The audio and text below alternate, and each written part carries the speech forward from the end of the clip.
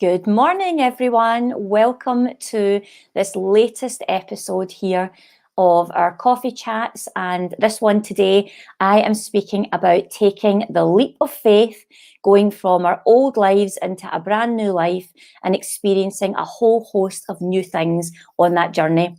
I have had guests each week sharing their stories, and I have another amazing guest with me today.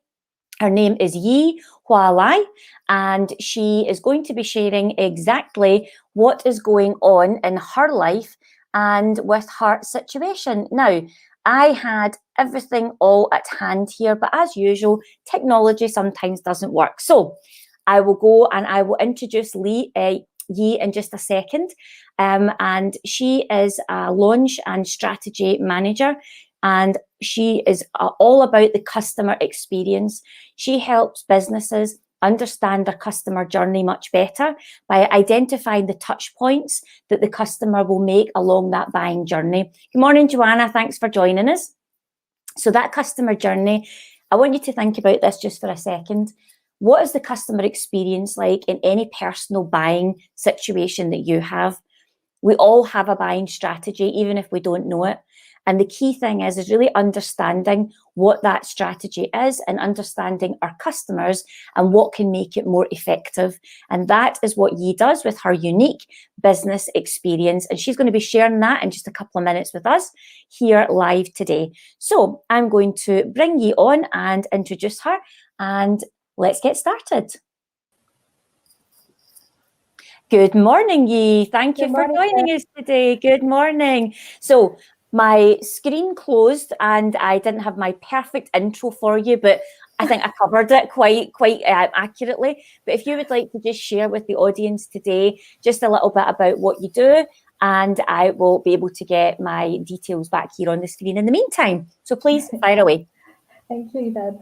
Hi, everybody. I'm Yi, and I'm a launch manager, but I focus a lot on creating an unforgettable customer experience during your launch period, so that even if the customer might not end up buying from you at the end of your launch, when you open your cart, they are going to tell everyone about what an amazing experience they have and get more people to sign on and tell more people about your products and services, which we all know that if someone is going to be on our sales team, we get more people to promote for us.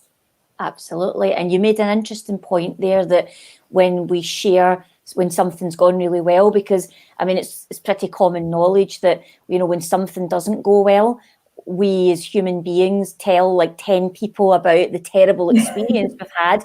But when it's a good experience, we feel excited and quite liberated to share how amazing that experience was. And that's ultimately what you're talking about there, is that customer journey and that experience, so that, yes, you're right, maybe somebody doesn't buy from you straight away, but if they've enjoyed the experience, they love what you do and they follow you, then the likelihood is either they will buy in the future or they will tell someone else that it fits with, and they will be a potential customer. Fantastic. So I've worked with Yi in the past, and she is superwoman, can do so many things. So it's exciting to have you here and see how your journey is starting to come together. So for the audience that may be tuning in for the first time, I'm going to give a quick overview of who I am and what I do, and then we'll just jump right in and start with our discussion today, Yi. Thank you. So for those that don't know, my name is Deborah Craig. I am a hypnotherapist and a personal coach, and my main focus is working with women. I specialise in helping women release their fears and old beliefs to step into their own power and actually confidently make the change that they want in their lives. And I do that with two different things. One is my Picture 7-step strategy, which is a model that I created where each element of that acronym picture stands for a particular step on the journey to take you from zero to hero. So all that journey that you want to make, it takes you along that process. And I have a webinar coming up next week, which we'll talk about at the end, where you can come on and learn all about that. The main thing that I offer is my transformative hypno coaching, which is a blend of hypnotherapy and coaching to take you through a healing journey to bring you to the present moment, to grow in confidence and to help you thrive in any future that you choose, because it really does reach the subconscious and gets to those blocks that are holding you back, those things that are keeping you stuck, and it stops you moving along your journey. And I know Yi and I, we spoke about this multiple times, especially in the business world, how easy it is to get trapped in our own heads. That is what I do. And as I said, we'll both speak about what we offer towards the end of the chat. So let's jump in, and I would like you to share, if you don't mind, Yi, a little bit about what you did before you had this business where you're helping people with the customer journey and customer experience. What I did was, I have many lives, but two main lives were I was a pharmacist and I was a culture ambassador. And my business knowledge, or like why I want to start a customer experience business, is because when I was in working in a pharmacy, I find that most people are not, or most of my superiors or bosses are not really into creating the experience for the customer that walks in, because they still have this idea that when you have the products, they will come. I see. But we did have a few personalized customer experience for a few of the clients or customers who has some sort of a special need, not necessarily being handicapped or anything, but just having to explain the situation again and again and again. We do recognize that, we remember what they need, and we won't be asking them a question. And I find that they're very appreciative and they keep coming back. And if we can do that for almost all of our customers, that we're not leaving any money on the table then. I love it, not leaving any money on the table. That's such a business statement to make there. That is amazing. I actually love what you've said there about how you went that extra mile with the customer and made it really special for them, because you're absolutely right. That's certainly how I operate. Even if something is maybe more expensive in one shop to another, if it's somewhere that I want to go and I really like the people and they make me feel special, I'm going to go back to them over and over and over again, more than I would to save a few quid somewhere else, because the journey, that experience, the way that they make me feel is more important. Yeah. And I think what you're doing is absolutely amazing, and it's actually really relevant in this current sort of climate that we live in, with all the changes that we've experienced, that having that unique journey and experience is absolutely spot on. So thanks for sharing that. Okay. For those that don't know, or most of you might know by now what I do and where my journey is. Very quickly, I was in corporate for a very long time and very unfulfilled latterly. I had climbed the ladder many times and was looking for many different opportunities within the organisations that I worked, because I kept feeling that something was missing, and I was looking externally all the time, and I was using the money to buy things to make me feel good. I was going on holidays, I had a very big socialising life, and all the meanwhile I still just couldn't get to that point where I felt fulfilled. And I just made a decision one day that I needed to do something bigger, something that felt more in line with what I was trying to achieve. And for those that don't know, I started a degree when I was 39, moved into a new career area in mental health shortly after, and then opened my business shortly after that. So it's been quite a new journey, but it's grown exponentially because of the support that I've had. And actually, when you're passionate, and you'll understand this as well, when you're passionate about something, it all of a sudden doesn't feel like work, because you're doing the thing that you love and you watch people really happy. So you're motivated to keep going. What do you think? Do you feel the same?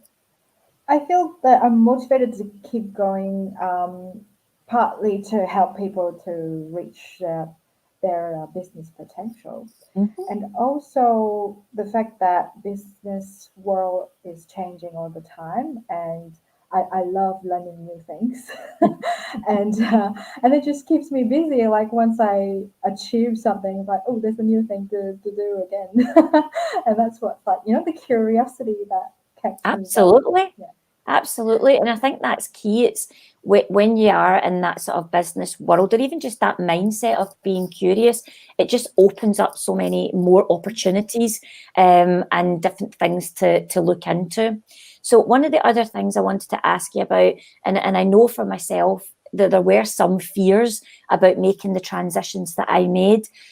And I guess part of that is where you don't know what you don't know. And the whole point of being okay with uncertainty is probably one of the biggest lessons that I learned, that it didn't need to stay the same, the old status quo, just because that's what society, friends, family, the world expected of me.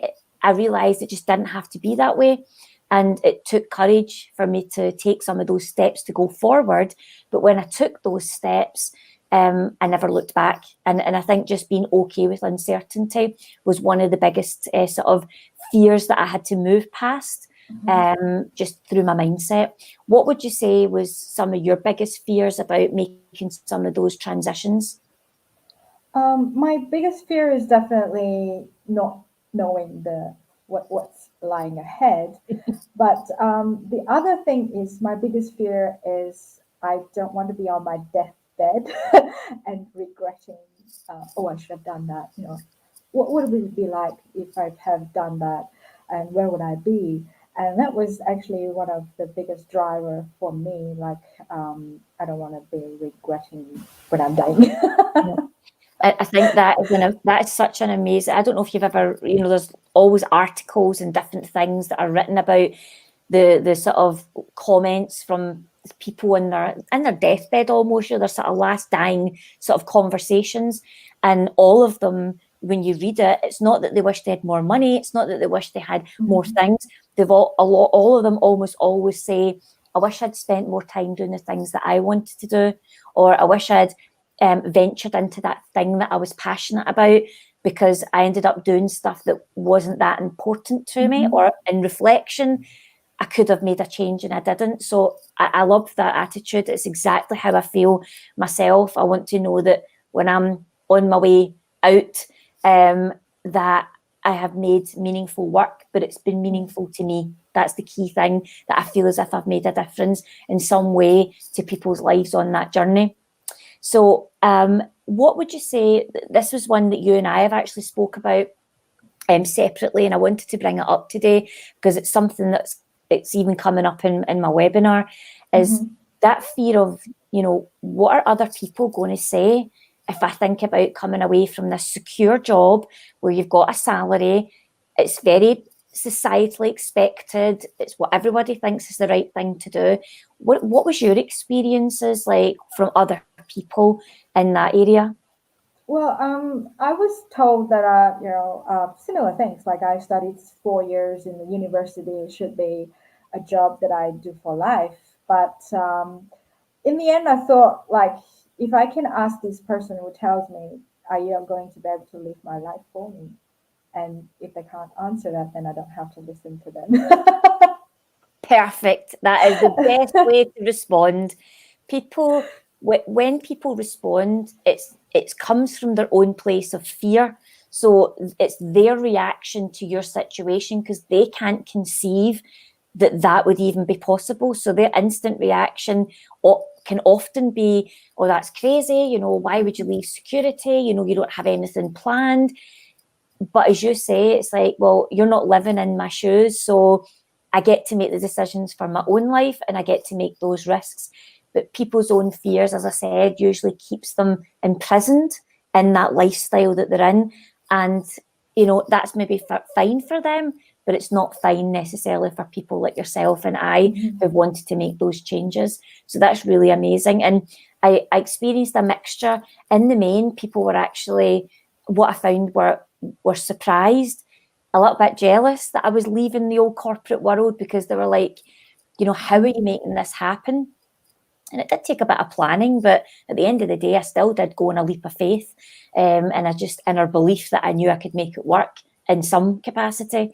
But I didn't know what I was going to do fully. I had no idea, because I didn't have a job to go to, and I hadn't a full plan. I just knew I was going to one day have my own business where I would be helping people in a holistic way.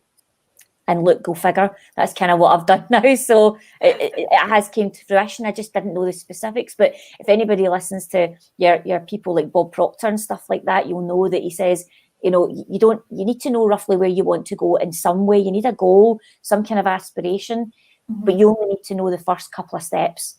You only need to know what to take in the first couple, because once you take them, the rest unfold.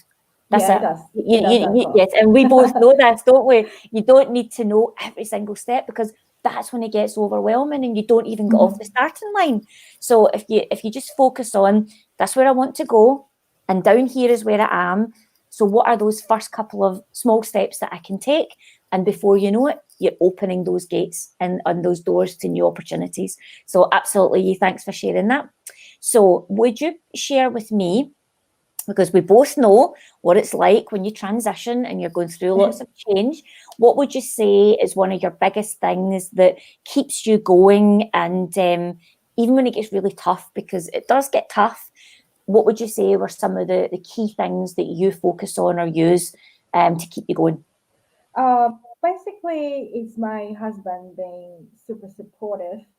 That you can't expect another person, even it could be your spouse, to really be in with what you want to do. Like they might not be as what they call jaded as you are, and it's fine because they're not the same individual and they might not share your vision. But I find that my husband is very understanding in the fact that if you are not trying, then you are not going to go anywhere, and failure is just part of the whole territory. Part of that comes with the territory. And he has always said, take all the time you want, and that has been a very a big source of comfort for me. And my parents were supportive too, because they came from a family that also owned businesses in the past. Wow. So what I'm hearing from you there, Yi, and I think is just so important, I'm so glad that you actually shared this particular support network, is when you have the right people around you, you have more belief in yourself that you can achieve. If you have a whole group of naysayers and people that don't get you, don't understand you, then it can make the journey harder, not impossible, because we can use techniques to zone out on what people are saying. But you're absolutely right. I know if Joe's still on this call today, Joe and I thankfully have businesses at the same time. And if it wasn't for having that amount of ability to speak all the time, bounce ideas, feel that even when it's tough, you've got that other person to go, look, no, keep going. This is the hard part, but just keep going. Because there are days, as we both know, that you could pull the covers over your head and think, oh, I don't want to get up and deal with this today. And then you think, but I'm not changing people's lives by staying in my bed. I'm not changing people's lives if I sit and stare at Netflix all day. That's great that we can do it to a point, and we can choose to do things that suit us when we want. But in the main, it's keeping going, and that building a network of like-minded people is absolutely key. I call them like your champions, and this is what I do for clients specifically. Although I say, I'm a therapist, a hypnotherapist, a coach, a holistic practitioner, you can put any label on it you want, but I'm like a cheerleader. That's ultimately what I see myself as an actual cheerleader, because we can have all the other tools to help us, but having that person at your back to say, I believe in what you're doing and I know it's hard, but just keep going because you're so close. And Joe's just put there, failure is a lesson that she believes, and it is.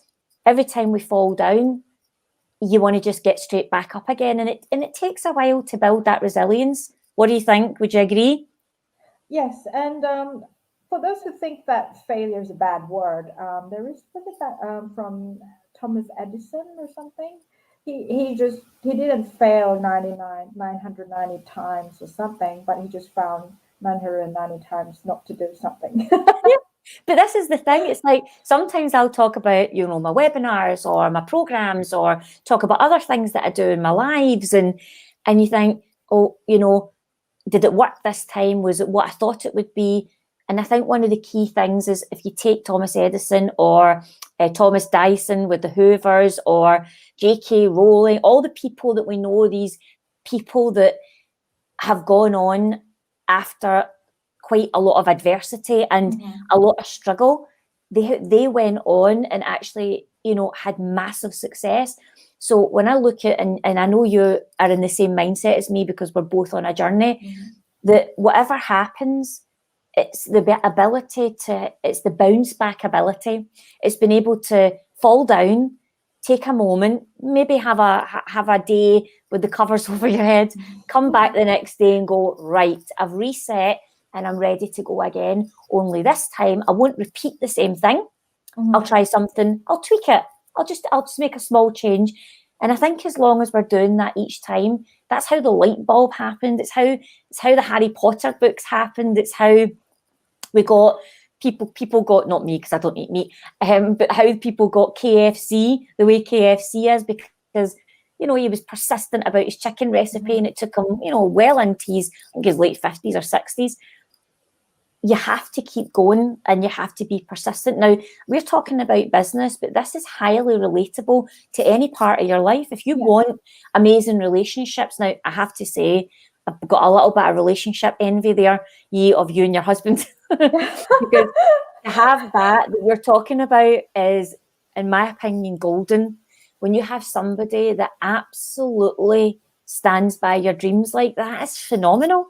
And I think it's really worthwhile taking the same stance that we're talking about. You might go into a relationship and it doesn't work and you think, well, I'm not going to hold on to it if it's not serving me. And I'm also not going to spend the next however many years letting it define me. I'll move on and I'll move into more of what I'm looking for. So whether it's relationships that you want to have better ones of, whether it's start a business or whether it's, you know, go on that corporate career journey, which, by the way, I did really well in corporate. I've got no issues. It was part of my journey. I just knew I was destined for something more. And I think being able to see that you can move past things that don't work. So I remember one of the pivotal moments for me actually in corporate was I was in the area that I'd worked in for years, and not the same department, but it was mortgages, and I always did different things. I was a seller, I was a manager, I was a trainer, I was all different things. And then I took this chance to go to a completely different department. And it took me 2 years networking to get a shot in here. And eventually it happened. And I was so excited. And I'd built the relationship with the woman. And I was like, oh my God, this is the one. This is the moment. This is what I've been waiting for. This is going to put me on the map. The first day in the job, first day, I knew it was a mistake. I stayed 18 months. Yeah. And it was toxic. I lost all my confidence. I was a shadow of myself. And I let a year go past where I just got worse and worse, shaking going to my work. I mean, you know me, you probably can't even imagine me being like that.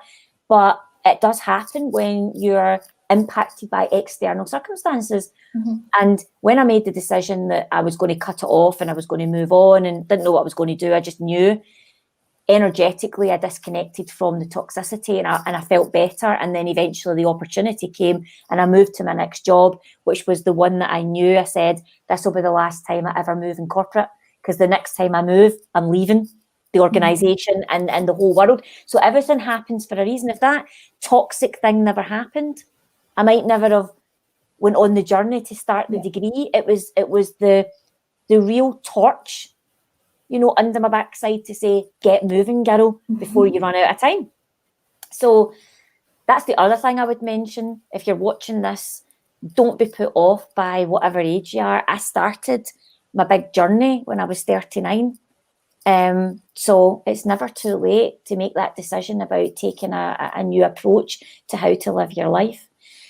So before we wrap up and tell people a bit about what we've got to offer at the moment, because we've both got different services that we offer, tell me, what would you say your one biggest tip for people that want to make any kind of big life transition, whether it's into a new business, a new career, better relationships, like what kind of tip would you give to them? I would say first go check out design thinking because you need to have a few ideas, and there is no right or wrong answer, but design thinking just allows you to ideate your ideas and go ahead and test it in a very small scale, whether it's shadowing somebody or reaching out and ask them what's your job like on a day-to-day basis, and you would know and narrow down the options that you have, which is what, like if you have a lot of options in your head, which like got you overwhelmed in the first place, but if you have a way to narrow it down and find the most likely thing that you want to go try, then go do it, then I think it's actually not so daunting. Yeah, that's a really good way. Is this an online, is it a website type thing? Is it a tool or? There's a book, and it's actually what the Stanford University used to teach their students in the design school, teach them how Oh, to ideate and then prototype and then test out the ideas to see if what they have created or what they have in mind has any, with validity and future. yeah, uh-huh. And it can be That used for in life. That's really good. I don't know if there's a link to something that maybe you could put at the bottom of this chat once it's finished. That if people could go on and have a wee look at it, if there's any way that you've got any access to anything, even just a website or something, that would be, or the name of the book, something like that, it would be helpful for our audience. For me, my tip would be where I've saw the biggest growth is through getting support. That's the biggest way that I've seen myself grow, is when I've actually engaged with, whether it's a coach, whether it's a mentor, whether it's just a really high vibe group of people that get me and that understand what I'm trying to achieve. If you can get aligned with some kind of support in any way and in and around the people that get your vision, then to me, that's when you'll see the biggest growth. And that would be my biggest tip to offer anyone that's watching. Find the right kind of support. And if you want to find out more about what Yi does or what I do, our links are in the description for this chat. Now, my next upcoming offering is my next webinar or masterclass. It is 7 steps to get your 7 steps to get unstuck and create the life that you want. And it's for women that just want more, for women that just want a different way of living, a healthier, happier, more joy, more abundance, and more confidence to be able to take steps towards what it is you really want. We don't have to settle for the status quo. And that's really what my life work is all about now, about how I achieved that and how I want to teach that to other people. The live masterclass is on Wednesday next week, and it is the 24th at 6:30 p.m. It's 1 hour and it's UK time. And on the live masterclass, you'll learn about my 7 steps to get unstuck and my picture strategy. And also you will experience a free live 20 minutes of my transformative hypno coaching that will get to the root of what's holding you back from making some of those changes, and then give you that confidence, belief that you can take the first steps forward. So it'll be pretty life-changing and you don't want to miss it. I'll put a link below this chat for anyone that wants to join. Yi, what's going on for you? What would you like to share at the bottom of this chat? I'm having a webinar around the second week of December, close to about 14, 15 December, on customer experience and how it can help you get new customers and also retain the ones that you have and expand their lifetime of interactions with you, so you can actually upsell more and also cut cost. And this is the way to help you cut through the marketing fog that we all experience at the moment, Oh, yes. and help you to stand out from like your competitors, because you are going to set yourself up as the company that actually cares and I love that. went the extra mile. I absolutely love that. The company that cares. I don't know any business owner out there that doesn't want to be viewed in that way. And I have to say, I'm very honoured to be working with you at the moment and excited to be part of this, you know, journey with you for my own business.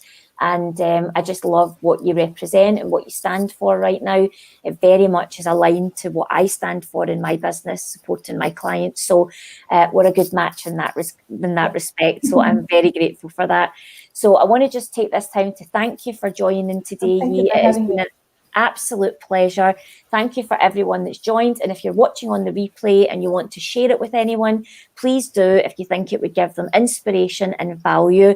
And we'll put all of our links at the bottom here.